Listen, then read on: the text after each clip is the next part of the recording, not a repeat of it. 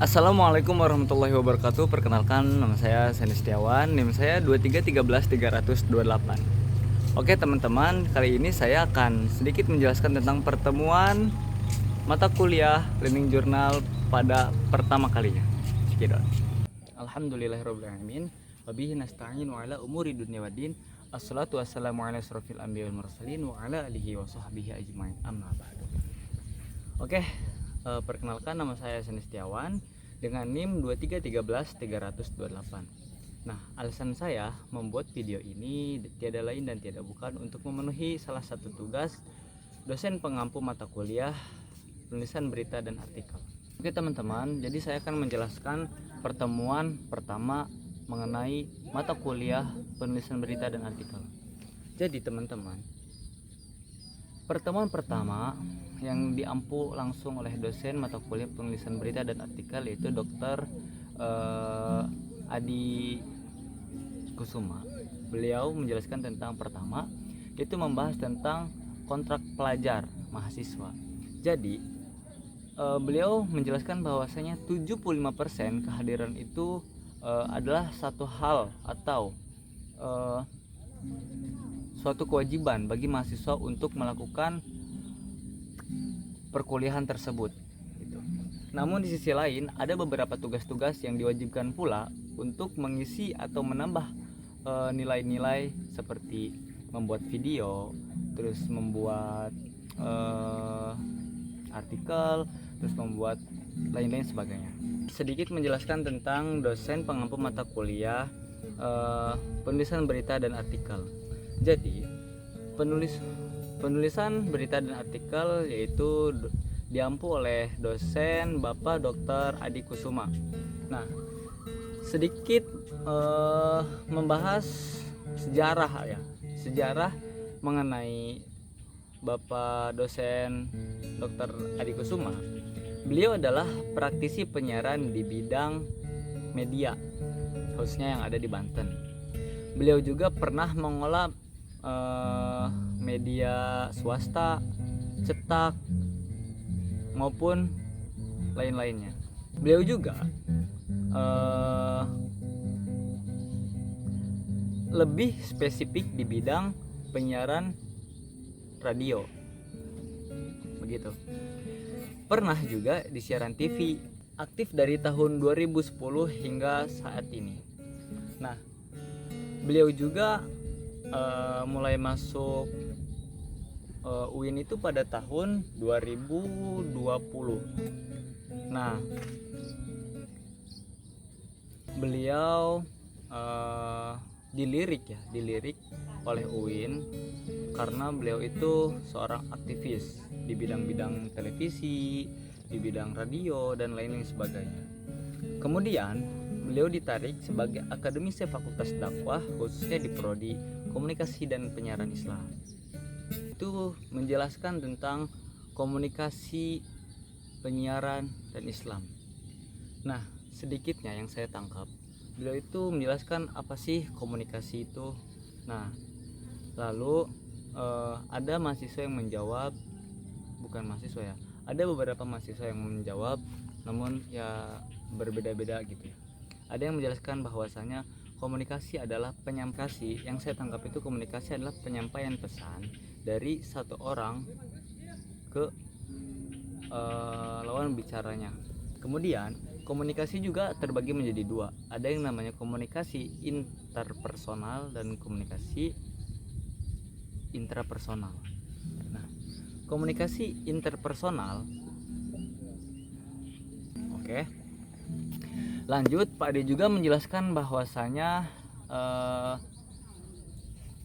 kalian jurusan komunikasi dan penyiaran Islam harus memahami arti daripada komunikasi dan penyiaran Islam. Apa sih komunikasi? Nah, sepengetahuan saya, komunikasi dan penyiaran Islam adalah penyampaian pesan dari satu orang kepada orang lain. Adapun penyiaran adalah proses penyampaian pesan melalui gelombang elektromagnetik. Oke teman-teman, sedikit menjelaskan tentang dosen pengampu mata kuliah penulisan berita dan artikel. Jadi Penulisan berita dan artikel yaitu diampu oleh dosen Bapak Dr. Adi Kusuma. Nah, sedikit membahas sejarah mengenai Bapak dosen Dr. Adi Kusuma. Beliau adalah praktisi penyiaran di bidang media, khususnya yang ada di Banten. Beliau juga pernah mengolah media swasta, cetak, maupun lain-lainnya. Nah, beliau juga lebih spesifik di bidang penyiaran radio, begitu. Pernah juga di siaran TV, aktif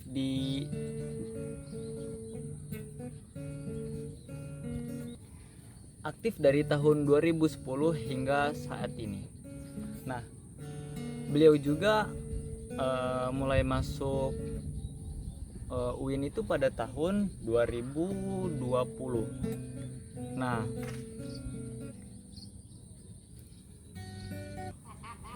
Nah, jadi begitu teman-teman.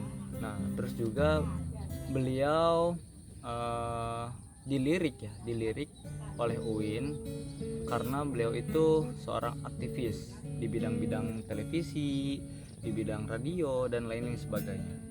Kemudian beliau ditarik sebagai akademisi Fakultas Dakwah, khususnya di prodi Komunikasi dan Penyiaran Islam. Nah, kemudian beliau itu menjelaskan tentang komunikasi, penyiaran, dan Islam. Nah, sedikitnya yang saya tangkap, beliau itu menjelaskan apa sih komunikasi itu. Nah, lalu ada mahasiswa yang menjawab, ada beberapa mahasiswa yang menjawab, namun ya berbeda-beda gitu ya. Ada yang menjelaskan bahwasanya komunikasi adalah penyampaian pesan dari komunikan ke komunikan. Jadi sedikitnya beliau menjelaskan tentang komunikasi dan penyiaran Islam. Nah, apa sih komunikasi? Yang saya tangkap itu komunikasi adalah penyampaian pesan dari satu orang ke lawan bicaranya, dan terjadi imbal balik atau feedback. Kemudian komunikasi juga terbagi menjadi dua. Ada yang namanya komunikasi interpersonal dan komunikasi intrapersonal. Nah, komunikasi interpersonal